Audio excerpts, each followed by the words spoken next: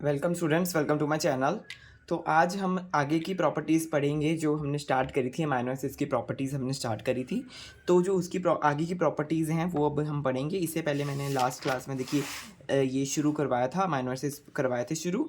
और last class में तो हमने इससे रिलेटेड काफ़ी स्ट्रक्चरल प्रॉपर्टीज़ भी देखी थी। और अब हम इसकी जो दूसरी वाली चीज़ें देखेंगे कि भाई, हाँ देखिए क्लासिफिकेशन देखिए ना आप, इसका amino acid non polar aliphatic R chain के बेसिस पर हमने देख लिया है ना। और एसिडिक अमाइनो एसिड्स के बेसिस पर देख लिया, फिर amides of acidic amino acids वो भी देख लिया है। तो अभी जिसने नहीं देखा है वो ऋषभ लाइफ साइंसेज में कहते हैं इसको सब्सक्राइब कर सकता है और उसमें जाके देख सकता है। चैनल में सब कुछ अवेलेबल है। तो आप सब इसको मेरे चैनल को सब्सक्राइब कर सकते हैं, आपको सारा कुछ फ्री में अवेलेबल मिल जाएगा, ये सारे लेक्चर्स। तो चलिए, ये मैंने शॉर्ट नोट्स बनाए हुए हैं तो अब इसे पढ़ते हैं। और अब हम पढ़ेंगे, अब हम क्या कहते हैं यहाँ पर, amino acids with aromatic R chain, जिसकी एरोमेटिक आर चेन होती है। एरोमेटिक आर चेन किससे प्रोड्यूस होती है? Shikimic pathway, shikimic acid pathway एक प्रकार का पाथवे है जिससे क्या कहते हैं एरोमेटिक अमाइनो एसिड्स हमारे को मिलते हैं प्लांट में और बैक्टीरिया में। एब्जॉर्प्शन क्या एब्जॉर्ब करता है? UV light between 260 to 280 nanometer, 260 और 280 नैनोमीटर के बीच में ये एब्जॉर्ब करता है यूवी लाइट को, है ना। और अगर हम यहाँ पे देखें तो 260 से 280 नैनोमीटर के बीच में ये एब्जॉर्ब करता है। तो उसमें स्पेसिफिकली जो ट्रिप्टोफैन है वो 280 वाला करता है, और फिनाइन एनालिन है जो है वो 260 वाला करता है, टायरोसिन जो है 270 करता है। तो ऑब्वियसली 260 से 280 के बीच में ये हो गया। तो अगर हम कंपैरिजन करें तो ट्रिप्टोफैन जो है वो ज़्यादा वेवलेंथ की लाइट को, जो लैम्डा मैक्स है वो ज़्यादा है उसका, और टायरोसिन का लैम्डा मैक्स जो है वो कम है। अगर हम बात करें यहाँ पर आगे इसकी क्लासिफिकेशन की, तो amino acids with aromatic R chain जो है वो आगे काफ़ी डिफरेंट जो अमाइनो एसिड्स हैं उसमें हमारे को देखने को मिलते हैं, जैसे कि एरोमेटिक वाले जो होते हैं, है ना, वो इसमें देखने को मिलते हैं, जो कि है फिनाइन एलानिन, टायरोसिन, ट्रिप्टोफैन, प्रोलीन, ये सब हमारे को देखने को मिलते हैं जो जो साइक्लिक हैं बेसिकली। तो इसमें अब हम स्ट्रक्चर इसका देखते हैं फिनाइन एनालिन का। फिनाइन एनालिन के स्ट्रक्चर देखिए कुछ इस प्रकार से है। अमाइनो एसिड एक तरफ है, कार्बोक्सिल है, और नीचे यहाँ पे CH2 और एक बेंजीन रिंग यहाँ पे प्रेजेंट है। तो फिर ऐसा कुछ यहाँ पे स्ट्रक्चर है। ये एक प्रकार का क्या है? एसेंशियल अमाइनो एसिड्स है, ठीक है। मोस्ट हाइड्रोफोबिक है, प्रिकर्सर ऑफ टायरोसिन। किसका प्रिकर्सर है ये? टायरोसिन का। और फिनाइल प्रोपेनॉइड और टायरोसिन का ये प्रिकर्सर है जो है। और फिनाइल प्रोपेनॉइड्स में क्या आता है? कैफेइक एसिड, सिकेमिक एसिड, कैमेरिक एसिड, तो ये सारे आते हैं एसिड एसिड एसिड, ठीक है। अब हम टायरोसिन की बात कर लेते हैं। तो सबकी हम बात इसमें 1 बाय 1 करेंगे, और भी अमाइनो एसिड्स थे उनके बारे में भी हमने पढ़ लिया है। 20 अमाइनो एसिड्स जो है वो सबके बारे में हम 1 बाय 1 पढ़ रहे हैं। तो टायरोसिन देखिए, टायरोसिन कैसे बनता है? टायरोसिन जब हम फिनाइल एनालिन को ही उसको क्या कहते हैं, उसमें हाइड्रोक्सीलेज नाम के एंजाइम डालते हैं तो क्या होता है? हाइड्रोक्सिलेज एंजाइम जब डालते हैं तो वहाँ पर देखिए, यहाँ पर इसमें OH लग जाता है, मतलब हाइड्रोक्सिल ग्रुप लग गया। हाइड्रोक्सिलेज का मतलब है हाइड्रोक्सिल ग्रुप इसमें देखिए लग गया है। जब इसमें हाइड्रोक्सिल ग्रुप लग गया, ये नॉन पोलर था और ये पोलर हो गया।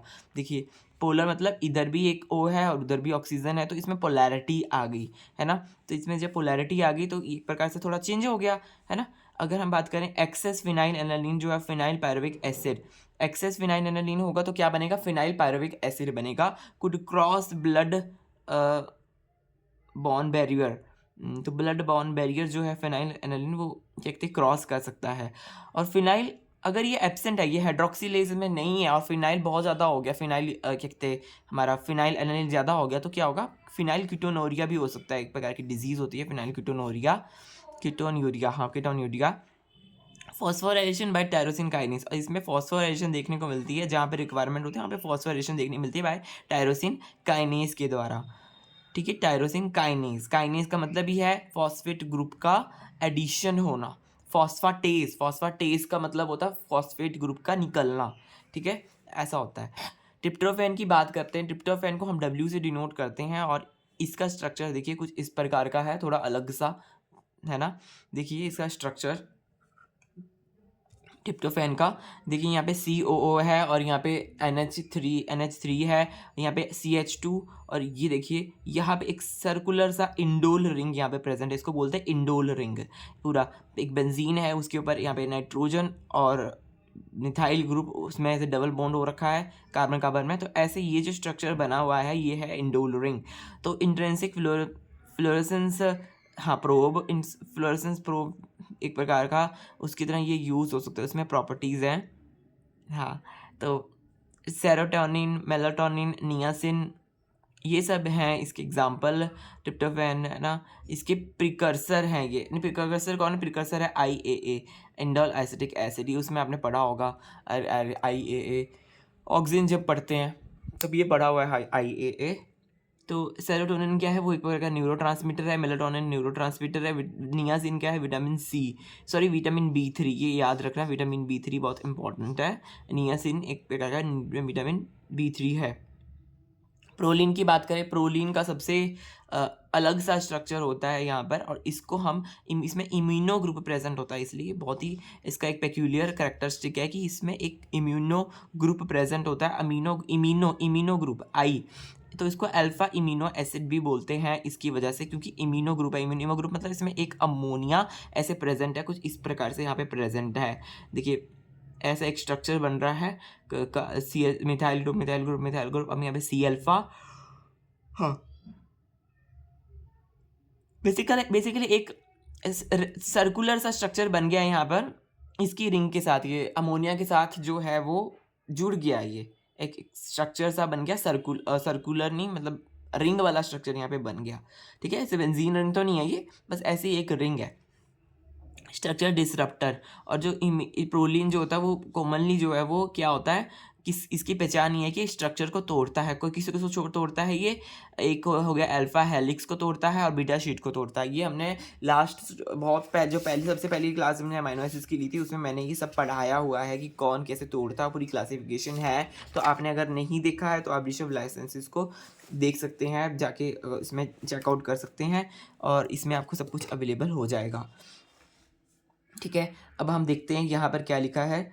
हाँ, present in a beta turn and polyproline और कोलेजिन हेलिक्स। तो ये बीटा टर्न में प्रेजेंट होता है, पर बीटा टर्न में प्रेजेंट होता है। हेलिक्स डिसरप्टर किसका होता है? ये डिसरप्टर किसका होता है? स्ट्रक्चर डिसरप्टर किसका होता है? अल्फा हेलिक्स का और बीटा शीट का ये डिसरप्टर होता है, पर बीटा टर्न में ये प्रेजेंट होता है। ये इसकी बात याद रखना, ठीक है। और किसमें? और यहाँ पे पॉलीप्रोलीन और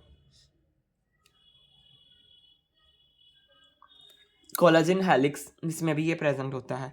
कंपैटिबल ऑस्मोलाइट्स में भी शायद प्रोलीन होता होगा, तो इसमें देख लेते हैं क्या है। No flexibility, least area in Ramachandran plot. इसका लिस्ट एरिया देखने को मिलता है, रामाचंद्र प्लॉट जब बनाते हैं तो लिस्ट एरिया देखने को मिलता है। कंसंट्रेशन ज़्यादा, कंसंट्रेशन बढ़ी हुई है। इन सैलिनिटी में ये ऑस्मोलाइट जो होते हैं ये ज़्यादा होते हैं। जब सैलिनिटी स्ट्रेस होता है उसमें ज़्यादा होते हैं। ड्राउट हो गया, हीट हो गया, ऑस्मोटिक स्ट्रेस हो गया, उसमें भी ये ज़्यादा होते हैं osmolytes. Hydroxylation of proline in collagen protein का जो हाइड्रोक्सीलेशन है उसकी करता है, जो कोलाजन प्रोटीन है उसका हाइड्रोक्सीलेशन करते हैं ये ऑस्मोलाइट्स की जानकारी है बस, है ना, ऐसे याद रखना इसको। अब हम नेक्स्ट देखते हैं, नेक्स्ट कौन सा है हमारा? नेक्स्ट है हमारा लाइसिन।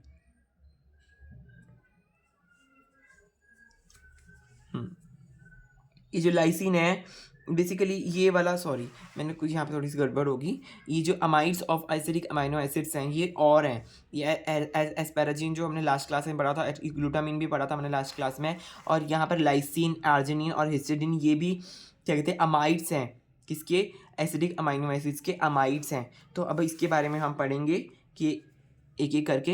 देखो लाइसिन का फॉर्मूला देखिए, यहाँ पर मैंने एक छोटा सा कुछ बना रखा है। यहाँ पे ये देखिए अमोनिया ग्रुप लगा हुआ है, हैट मतलब स्टोन एसिटाइल ट्रांसफरेज।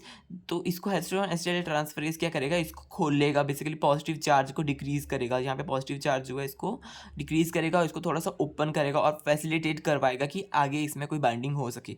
तो इसलिए एक प्रकार से मैंने सिर्फ छोटा सा यहाँ पे डायग्राम सा बनाया हुआ है। हाँ, मतलब एक लिखा हुआ है एक प्रकार से इसको। तो अगर हम बात करें लाइसिन की, इसको 3 लेटर कोड में LYC से करते हैं, LYS से, और K से इसको डिनोट करते हैं सिंगल लेटर कोड में। तो यहाँ पे देखिए स्ट्रक्चर कुछ इस प्रकार का है कि एक अमोनिया है और कार्बोक्सिल ग्रुप है, और इसका pKa वैल्यू 9.7 है। और अगर यहाँ पे हम बात करें तो ये देखिए नीचे तक ये इसकी जो है टेल कितनी बड़ी है, और यहाँ पे CH2 CH2 CH2 4 CH2 और एक चेन में यहाँ पे लगे हुए हैं 1 2 3 4, है ना, और अमोनिया लगा हुआ है जिसकी pKa वैल्यू होती है 10.5।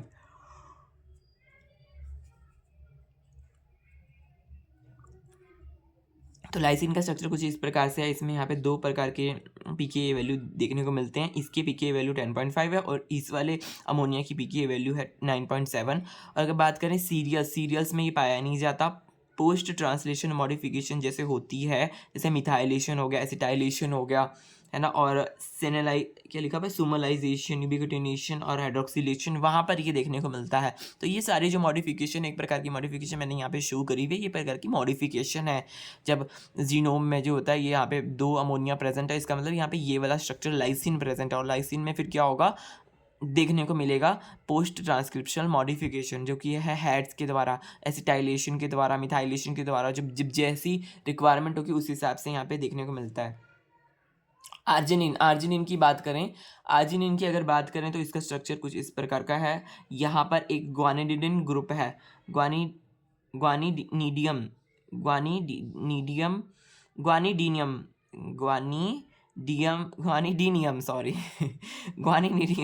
ग्रुप है। बस एक ग्रुप समझिए आप, देखिए यहाँ पे थोड़ा इसका प्रोनाउंसिएशन वैसा हो गया मुझसे। तो देखिए ये ग्रुप देखिए इस प्रकार का है। यहाँ पे अमोनिया इसमें है 2 और एक NH भी है यहाँ पे, और यहाँ पे 2 अमोनिया है, तो यहाँ पे कई सारे अमोनिया है एक प्रकार के। तो ये एक है ना, अगर यहाँ पे O लगा हुआ तो ये एक प्रकार का यूरिया है यहाँ पे अगर O लगा हुआ हो और यहाँ पे NH2 हो तो एक प्रकार का यूरिया, और ये यूरिया बनाता है। अगर ये ग्रुप टूटेगा तो ये यूरिया में बदल जाएगा।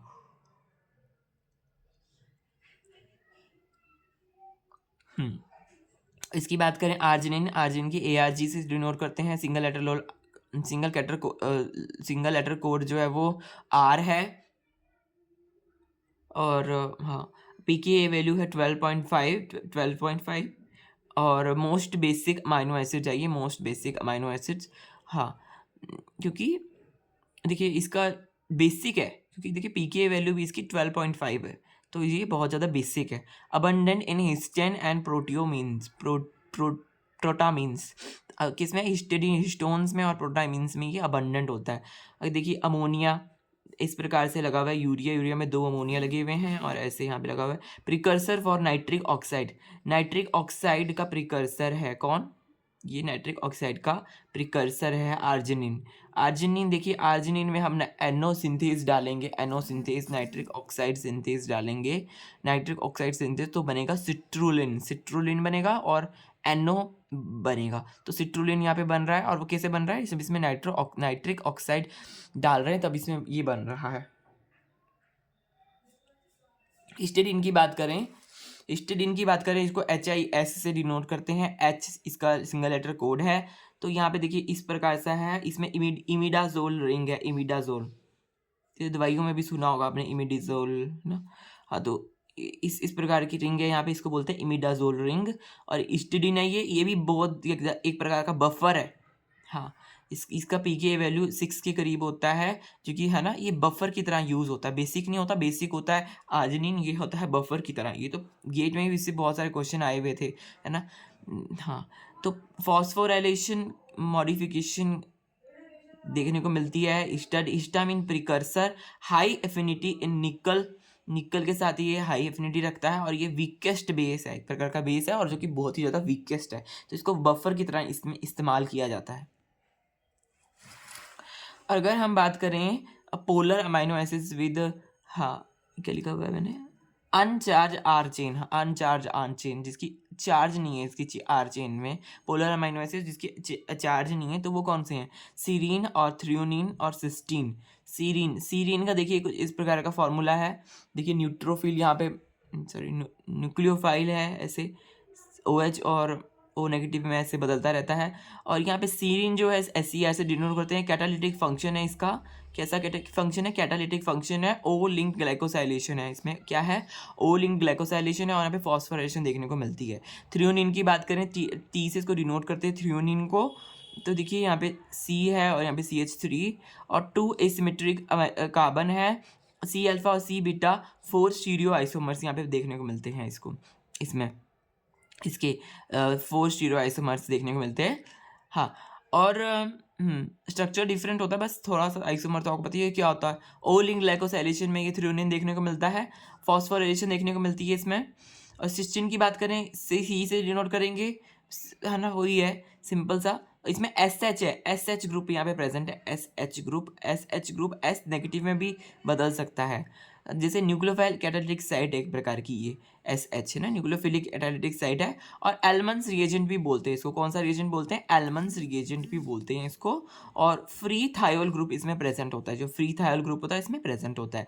देखिए इस प्रकार से ये काम करता है। जैसे थायोल ग्रुप यहाँ पर है, सॉरी ऊपर करता हूँ, थायोल ग्रुप यहाँ पे है, तो इस प्रकार से थायोल की ग्रुप की शेप है। तो ऑक्सीडाइज जब होगा थायोल ग्रुप, तो रिड्यूसिंग एजेंट के द्वारा वो 2 थायल ग्रुप आपस में ज्वाइन करेंगे। और देखिए ये स्ट्रक्चर देखिए डबल रिपीट हो गया, फिर 2 थायल ग्रुप आपस में ज्वाइन करेंगे। SH सिमिलर इसी के साथ जो है वो करेगा, इसको बोलेंगे सिस्टीन, तो बनेगा हमारा सिस्टीन, ठीक है। और जो यहाँ पे रिड्यूसिंग एजेंट है वो कौन है? मरकैप्टो, बीटा मरकैप्टो इथेनॉल जो है वो रिड्यूसिंग एजेंट है, जो कि डाइसल्फाइड बॉन्ड, डाइसल्फाइड को बनाता है, डाइसल्फाइड बॉन्ड को बनाता है। हाँ, डाइसल्फाइड से बनाता है। डाइसल्फाइड मतलब 2 सल्फाइड आपस में जुड़े हुए हैं। If protein not show reaction with Ellman's reagent, जो एलमंस रिएजेंट है, एलमंट रिएजेंट है, इसके साथ कोई अगर ये शो नहीं करता रिएक्शन, तो no free thiol, free thiol नहीं होता। तो टू एसेस ये एसेस करने के लिए कि थायोल ग्रुप जो SH ग्रुप है ये फ्री है कि नहीं है, हाँ, तो इससे ये पता चलता है। अगर सॉरी मतलब हाँ, यहाँ पे बात जो हो रही है ये समझिए। देखिए यहाँ पर ये अगर हमें पता लगाना है कि SH ग्रुप फ्री है कि नहीं है, तो हम ये देख सकते हैं एलिमेंट्स रिएजेंट अगर इसके साथ रिएक्शन कर रहा है, हम रिएक्शन को देख सकते हैं। अगर प्रोटीन के साथ रिएक्शन कर रहा है, protein if protein not show, अगर नहीं कर रहा है तो इसका मतलब फ्री नहीं है। अगर कर रहा है, रिएक्शन कर रहा है, तो इसका मतलब फ्री है, ठीक है। अगर नहीं कर रहा रिएक्शन तो वो फ्री नहीं है। तो ये इससे पता चलता है कि थायरोइड ग्रुप फ्री है कि नहीं है, ये है इसमें। और cysteine has disulphide bond, disulphide bond होते हैं सिस्टीन के पास, और वो एब्जॉर्ब करता है 235 नैनोमीटर की वेवलेंथ को, जो है लाइट होती है 235, उसको ये एब्जॉर्ब करता है। ये आप याद कर सकते हैं। इंटेंस, इंटेंस क्या होते हैं? प्रोटीन इंट्रॉन्स होते हैं रिमूव्ड बाय, ये एक इंफॉर्मेशन है। इंटेंस रिमूव कौन करता है? इंटेंस को, ये पर इंट्रॉन्स होते हैं, इनको सिस्टीन जो है वो रिमूव करता है। अब हम ये तो हमारे हो गए थे। अब हम बाद के जो थोड़े से हमारे बचे हुए ना 2 अमीनो एसिड्स हैं, जो 20 अमीनो एसिड्स वो तो हो गए। 20 अमीनो एसिड्स क्लासिफिकेशन में हमने पढ़ लिए सारे के सारे, है ना। उनके स्ट्रक्चर देखिए, उनके फंक्शन देखिए, उनकी डिफरेंट प्रॉपर्टीज़ देखिए अमीनो एसिड्स की। अब हम सेलिनोसिस्टीन और जो 2 और हैं, ये 21st है, 21st अमीनो एसिड है ये। तो 21st वाले को देखते हैं, सेलिनोसिस्टीन को देखते हैं। यहाँ पे क्या लिखा हुआ है? सेलिनोसिस्टीन U से डिनोट किया जाता है और SEC से करा जाता है। Incorporated when mRNA is being translated, जब mRNA को ट्रांसलेट किया जाता है तो, है ना, ये इनकॉर्पोरेट होता है। Include SEC element, SEC element को इंक्लूड करते हैं। UGC कोडॉन, UGA कोडॉन, इसमें सेक्सिस एलिमेंट है, इसमें UGA कोडॉन होता है। और इसकी स्ट्रक्चर कुछ इस प्रकार से, अमीनो ग्रुप है, कार्बोक्सिल ग्रुप है। देखिए यहाँ पे SEH है और यहाँ पे एक क्या कहते हैं मिथाइल ग्रुप भी प्रेजेंट है। तो अगर हम बात करें इसकी recognise by selenocysteine tRNA, selenocysteine tRNA से इसको रिकॉग्नाइज किया जाता है। Encode selenocysteine instead of stop codon, ये सेलिनोसिस्टीन को एनकोड करता है, स्टॉप कोडॉन को एनकोड नहीं करता, ठीक है, स्टॉप कोडॉन को नहीं करता। फॉर्माइल इसका एग्जांपल है, फॉर्माइल डिहाइड्रोजिनेज ग्लूटाथायोन पेरोक्सीडेज, ठीक है, इसका एक एग्जांपल है। SIC एलिमेंट जो है UGA codon recognise by selenocysteine tRNA sac selenocysteine tRNA sac और रिकॉग्नाइज करते हैं, इस एलिमेंट को रिकॉग्नाइज करते हैं। रिक्वायरमेंट होगी इसको रिकॉग्नाइज करने की, तभी इसको रिकॉग्नाइज किया जा रहा है ना। Encode selenocysteine instead of stop codon की जगह पे सेलिनोसिस्टीन को ये एनकोड करता है। ये यहाँ पे जानकारी लिखी हुई है। अब हम नेक्स्ट देखते हैं, नेक्स्ट हमारा जो 21st अमाइनो एसिड्स है वो क्या है, उसके बारे में देख लेते हैं। हाँ, तो यहाँ पर अगर हम देखें, देखिए 22nd अमाइनो एसिड है, उसको बोलते हैं पायरोलाइसिन। इसको O से डिनोट करते हैं, PYR से डिनोट करते हैं पायरोलाइसिन को। ये यूज बाय मेथानोट्रोपिक आर्किया जो है उसके द्वारा ये यूज़ किया जाता है। Coded for codon UAG code करता है। UAG is followed by PYL downstream sequence. तो एक प्रकार का सीक्वेंस है, ये UGA कोड करता है, UAG कोड करता है, UAG कोड जो है फिर PYLS डाउनस्ट्रीम सीक्वेंस को फिर देखता है। अगर हम यहाँ पे बात कर रहे हैं, देखिए कुछ इस प्रकार से इसमें यहाँ पे पूरा स्ट्रक्चर इसका है। अमोनिया ग्रुप प्रेजेंट है और ऐसे NH है और ऐसे यहाँ पे पूरा स्ट्रक्चर प्रेजेंट है। एसेंशियल अमाइनो एसिड्स कौन से होते हैं ये सारे यहाँ पे लिखे हुए हैं। एसेंशियल अमाइनो एसिड हिस्टीन और isoleucine, leucine, lysine, methionine, phenylalanine, threonine, tryptophan, valine, ये सारे एसेंशियल अमाइनो एसिड्स हैं। और semi essential cysteine, tyrosine, arginine semi essential है। और वी है पाथवे, इसके हमारे पास पाथवे भी होते हैं। और MET और क्या कहते हैं मिथ्योनिन, फिनाइल एलानिन और ये क्या लिखा है, हाँ ऑर्निथिन। तो ये but not fulfil demand, semi essential है, ज़्यादा रिक्वायरमेंट इनकी होती नहीं है, थोड़ा बहुत है पर ऐसा नहीं कि ज़्यादा रिक्वायरमेंट है। तो एसेंशियल वाला जो होता है, एसेंशियल वाले आप याद कर सकते हैं। इनकी याद करने की ट्रिक अब मैं नेक्स्ट क्लास में बताऊंगा, पूरा ये कैसे लर्न करना है, पूरा इसकी जो ट्रिक्स हैं वो है ना मैं आपको बताऊंगा, थोड़ी बहुत ट्रिक्स हैं इसकी। फिर हम नेक्स्ट क्लास में रामचंद्र प्लॉट भी कर लेंगे। आज के लिए मैं भी इतना ही पढ़ाता हूँ, फिर ये आगे बहुत सारा है अभी बचा हुआ। तो आप ऋषभ लाइसेंसेस को सब्सक्राइब कर लीजिए। देखिए हमने बहुत कुछ इसमें पढ़ लिया है ना, पूरा हमने देख लिया है। मैंने इसकी प्रॉपर्टीज़ देख ली हैं आज सारी, और उससे पहले भी हमने जो कहते हैं क्लासिफिकेशन थी हमने अमाइनो एसिड से रिलेटेड वो भी पढ़ ली है। पूरे बायोमोलिक्यूल्स में आपको पढ़ाऊँगा। देखिए हमने अमाइनो एसिड पर, फिर हम मोनोसेक्राइड पढ़ेंगे, फिर न्यूक्लियोटाइड पढ़ेंगे, फिर मोनोसेक्राइड में कार्बोहाइड्रेट कैसे हैं, उनका स्ट्रक्चर वगैरह, अमाइनो एसिड, DNA, RNA, ये सब पढ़ेंगे। मैंने से तो पढ़ लिया है ना, प्रोटीन भी पढ़ेंगे, सब कुछ पढ़ेंगे। इससे पहले मैंने एंजाइम काइनेटिक्स पढ़ाया था, पूरा एंजाइम से रिलेटेड सब कुछ पढ़ लिया था हमने। तो आप ऋषभ लाइसेंसेस को सब्सक्राइब कर सकते हैं और जुड़ सकते हैं मेरे साथ, है ना। और फ्री में आप सारा कंटेंट देख सकते हैं जो कि है अवेलेबल, तो आपकी भी हेल्प हो जाएगी। और आपका कोई जानकार है, आप उसे ज़रूर मेरे इस चैनल को सब्सक्राइब करें, और उसको भी सब्सक्राइब करने के लिए आप बोल सकते हैं और शेयर कर सकते हैं। ठीक है, अब हम मिलेंगे नेक्स्ट क्लास में। Bye bye, have a nice day.